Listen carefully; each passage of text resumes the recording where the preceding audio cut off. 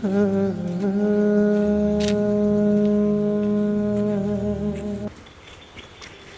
ইমাম সাহেব দাঁড়ান এখানে। আসসালামু আলাইকুম। ওয়ালাইকুম আসসালাম। ইমাম সাহেব, আপনি যেভাবে চলতে বলি আপনি তো সেভাবে চলেন না। আসলে সভাপতি সাহেব, আপনি না আমাকে যেভাবে চলতে বলেন আমি তো সেইভাবেই চলি বা সেইভাবে আমি আলোচনা করি। তারপরেও যদি সমস্যা হয় আমাকে বলবেন, আমি ঠিক করে নেব। আর ওই ঘটনা হচ্ছে সভাপতি সাহেব, ওই গত মাসের বেতনও তো অর্ধেকের বেশি বাকি আছে।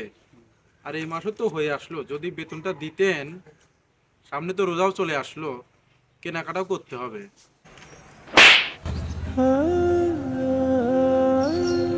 সভাপতি সাহেব, আমি আপনার কাছে বেতন চাইলাম আর আপনি আমাকে মারলেন।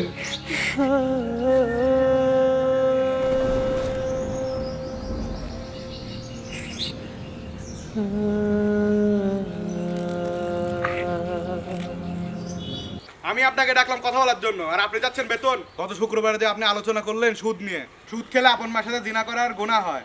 আমি না হয় একটু সুদ খাই, তাই বলে আপনি আমার দিকে তাকিয়ে আলোচনা করবেন? আপনার তো সাহস কম না হুজুর।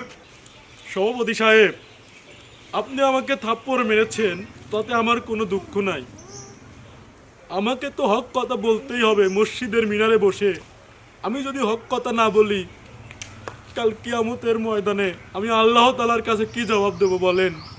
ইমাম সাহেব, এই নেন আপনার বেতন, আর আজকে থেকে আপনার চাকরি নাই, যান।